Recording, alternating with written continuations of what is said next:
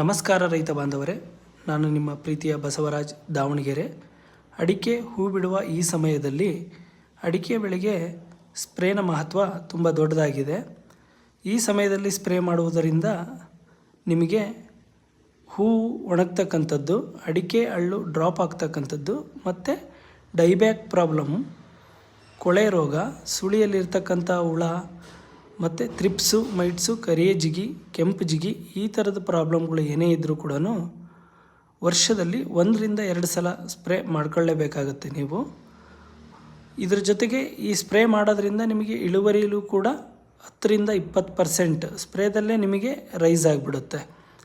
ನೀವು ಗೊಬ್ಬರಗಳನ್ನು ಬಳಸಿ, ಬೇರೆ ಸಗಣಿ ಗೊಬ್ಬರ, ಈ ಥರದ ನೀರಿನ ನಿರ್ವಹಣೆ ಈ ಥರದ ಎಲ್ಲ ಮಾಡುವುದ್ರ ಜೊತೆಗೆ ಕಂಪಲ್ಸರಿ ವರ್ಷದಲ್ಲಿ 1-2 ಸ್ಪ್ರೇನ ಮಾಡುವಂಥ ಅಭ್ಯಾಸ ಮಾಡ್ಕೊಂಡ್ರೆ ಇಳುವರಿಲಿ ಆಟೋಮೆಟಿಕ್ ನಿಮಗೆ ಬದಲಾವಣೆ ಕಾಣಸಿಗುತ್ತೆ.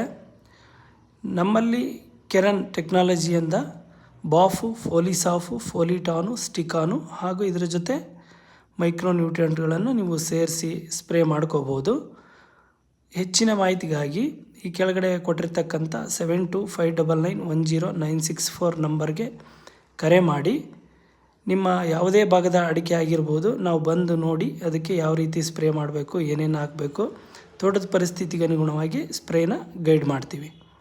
ನಮಸ್ಕಾರ.